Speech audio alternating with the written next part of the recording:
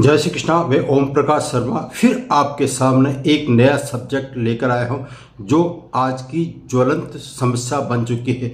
ये समस्याएं दिनों दिन बढ़ती जा रही है। तो हम ज्योतिषी के पास क्यों जाते हैं? ज्योतिषी के पास इसलिए जाते हैं कि हमारा आने वाला भविष्य कैसा रहेगा, वर्तमान समस्या से छुटकारा कैसे पा सकते हैं।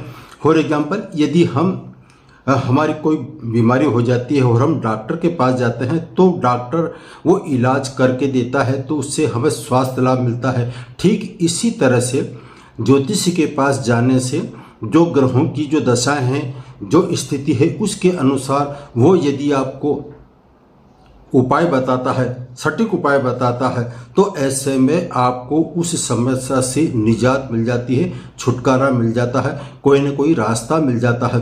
इसलिए आज मैं जो ज्वलंत समस्या है, गंभीर समस्या है, उसके बारे में चर्चा करने जा रहा हूँ। वो है आपके दाम्पत्य जीवन के बारे में। मैरिड लाइफ कैसी रहेगी और इसके कारण अच्छे स्वभाव होंगे या बुरे परिणाम मिलेंगे, इसके बारे में सिर्फ मैं आज दाम्पत्य जीवन में, वैवाहिक सुख में क्यों कमी आती है, क्यों जीवन तहस नहस हो जाता है, इसके बारे में बताने जा रहा हूँ। दाम्पत्य जीवन दुखी क्यों होता है और जीवन साथी की बहुत कम उम्र में क्यों मृत्यु हो जाती है, इसके बारे में मैं संक्षिप्त से बताऊंगा और साथ ही उपाय बताऊंगा। यदि आप पूरा वीडियो देखेंगे तो आप अच्छी तरह समझ सकते हैं।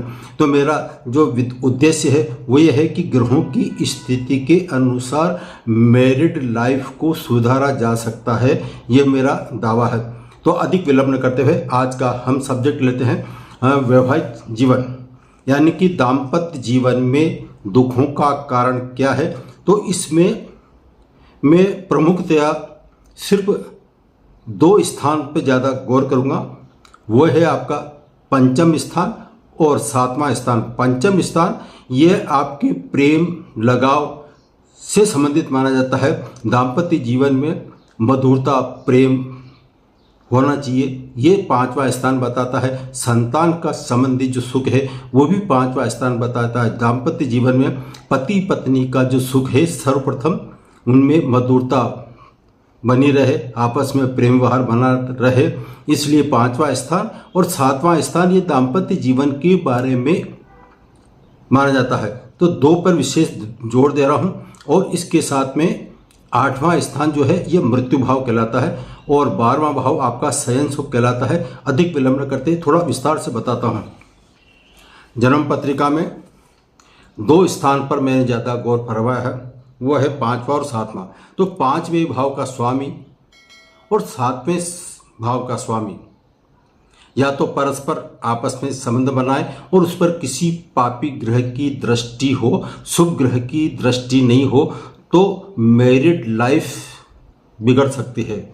और इसके अलावा सातवें स्थान का स्वामी यदि आठवें स्थान पर स्थित हो जाए और उसकी दृष्टि जो है लग्न पर या फिर पांचवें दूसरे भाव पर तो पड़ती है। और इसके अलावा आपका भाग्य भाव कितना आपको स्ट्रॉन्ग यानी कि मजबूती बता रहा है, उस पर भी ध्यान दूंगा, लेकिन उस पर कम नहीं, समय रहते हुए पहले सिर्फ पांचवें और सातवें पे। तो पंचम भाव जो हमारी भावना, लगाव और प्यार का माना गया है। तो यदि लग्न से या लग्न कुंडली यानी कि D1 चार्ट या फिर चंद्रमा से पांचवें स्थान पर गहनता से अध्ययन किया जाता है। लग्न कुंडली से पांचवां स्थान पर कौन कौन से ग्रह बैठे हुए हैं और कौन से पापी ग्रह बैठे हैं और पाप करती योग वगैरह जितने भी है वो पांचवें स्थान पर क्या स्थिति बनती है। और चंद्र कुंडली से यदि हम देखते हैं तो चंद्र कुंडली से यदि ये पांचवा स्थान छठे स्थान पर आता है और उस पर जैसे कि छठा स्थान में बोला तो चंद्रमा यदि 12वें स्थान पर स्थित होगा तो 12वें स्थान से पांचवा स्थान छठा कहलाएगा। तो छठे स्थान में पंचम भाव का स्वामी या तो वहाँ पर स्थित हो, उसके साथ ही वो पापी ग्रहों से पीड़ित हो, तो ऐसे में ये पंचम भाव आपका बिगड़ चुका है। तो इसके दुष्परिणाम इनकी महादशा अंतर्दशा में निश्चित तौर देखने को मिलेंगे। इसी तरह से सप्तम भाव का स्वामी 5वें स्थान पर बैठ जाए और वो पंचम भाव के स्वामी के साथ तो स्थित हो और साथ ही पापी ग्रहों से पीड़ित हो, तो ऐसे में भी आपके दाम्पत्य जीवन में दुष्प्रभाव देखने को मिलता है। इसके अलावा राहु है। यदि 5वें स्थान पर राहु, शनि या सूर्य स्थित हो, सूर्य के साथ राहु स्थित हो, या फिर यहाँ पर शनि स्थित हो, या फिर शनि की दृष्टि हो, तो ऐसे में भी आपके दाम्पत्य जीवन पर दुष्प्रभाव देखने को जरूर मिलता है। नेक्स्ट पैरा है, जहाँ पर जन्म पत्रिका के किसी भी स्थान पर जहाँ पर शुक्र बैठा हुआ है, तो शुक्र से गिनने पर, शुक्र से हम गिनते हैं 1 2 3 4, तो जैसे शुक्र से गिनते हैं तो चौथे स्थान पर, 8वें स्थान पर और 12वें स्थान पर यदि मंगल के साथ सूर्य स्थित हो और राहु या शनि स्थित हो जाए, तो ऐसे में दाम्पत्य जीवन बहुत दुखी होगा और ये निश्चित है। जैसे कि शुक्र यदि चौथे स्थान पर स्थित है, तो चौथे स्थान से यदि हम गणना करते हैं, गिनती करते हैं शुक्र से, तो 12वां स्थान, चौथे स्थान से 12वां स्थान 5वां स्थान आता है। तो 5वां स्थान पर यदि यहाँ पर सूर्य स्थित हो, मंगल स्थित हो, राहु या शनि स्थित हो, या फिर आपस में इनका दृष्टि संबंध हो, तो 100% दाम्पत्य जीवन में जो है वो तहस नहस कर देता है। इसकी महादशा अंतर्दशा में जीवन साथी से विछोह हो सकता है, जीवन साथी की कम उम्र में मृत्यु हो सकती है। यानी कि जो प्रेम मिलना चाहिए था, वो प्रेम जीवन साथी का आपस में नहीं मिलने का कारण एक ये भी होता है, वो 100% है।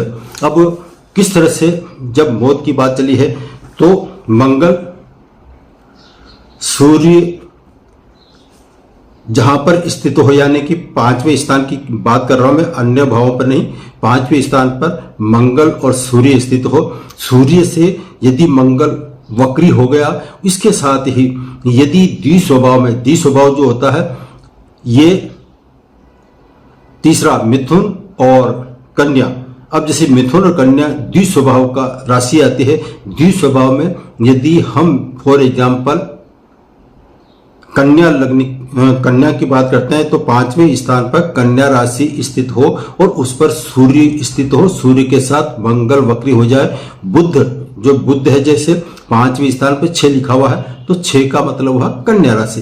तो कन्या राशि में यदि सूर्य स्थित होगा, तो ये शत्रु राशि में, एक तो शत्रु राशि में बैठा हुआ है, दूसरा पंचमेश खुद वहां पर स्थित बैठा हुआ है, वो वक्री अवस्था में है।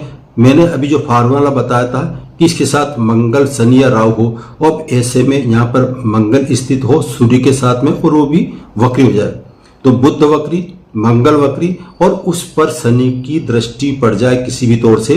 शनि की दृष्टियां जो होती है वो 3री, 7वीं और 10वीं, इसमें से किसी में भी रूप में इस 5वें स्थान पर शनि की दृष्टि संबंध हो, तो ऐसे में दाम्पत्य जीवन में परेशानी आ सकती है और जीवन साथी का इनकी महादशा अंतर्दशा में विक्षोभ, यानी कि जीवन साथी की मृत्यु तक को देखने मिल सकती है। यह है इसका 5वें स्थान पर गौर कर रहा हूं।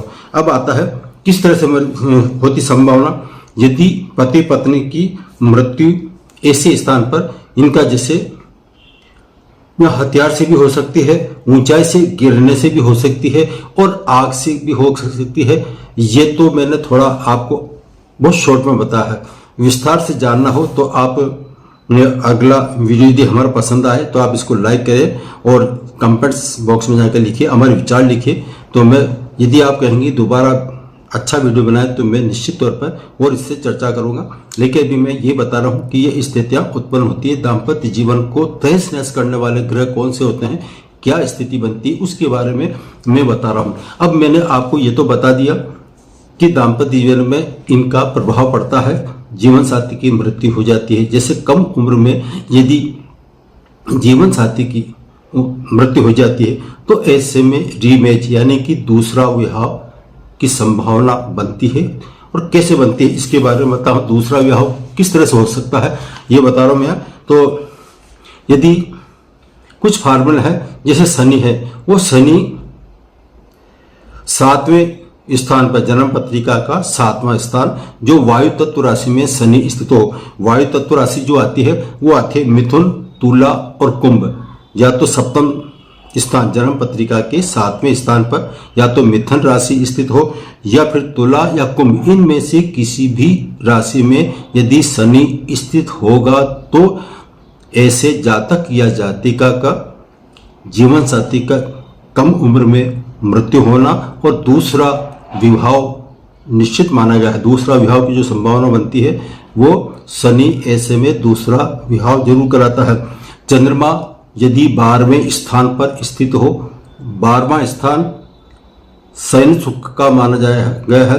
ये दाम्पत्य जीवन में शयन सुख बहुत आवश्यक है, तो इसका भी इम्पोर्टेंट रोल है, इसलिए थोड़ा सा बता रहा हूँ। यदि चंद्रमा यदि 12वें स्थान पर स्थित होगा तो ऐसे में ऐसे जातक या जातिका का अग्नि तत्व में चंद्रमा है, अग्नि तत्व में निश्चित हो। अग्नि तत्व कौन सा था? मेष, सिंह, धनु, इनमें से किसी एक में 12वें स्थान पर चंद्रमा स्थित हो तो ऐसे जातक या जातिका की दोबारा विवाह की संभावना बनती है। पहला जो विवाह होता है उसमें जीवन साथी की मृत्यु का योग बनता है और दूसरा विवाह निश्चित हो जाता है। अब आता है गुरु यदि दूसरे स्थान पर, दूसरा स्थान कुटुंब भाव का कहलाता है, यदि यहाँ पर गुरु दूसरे स्थान पर स्थित होगा तो ऐसे में भी ऐसे जातक का एक से अधिक विवाह की संभावना बनती है।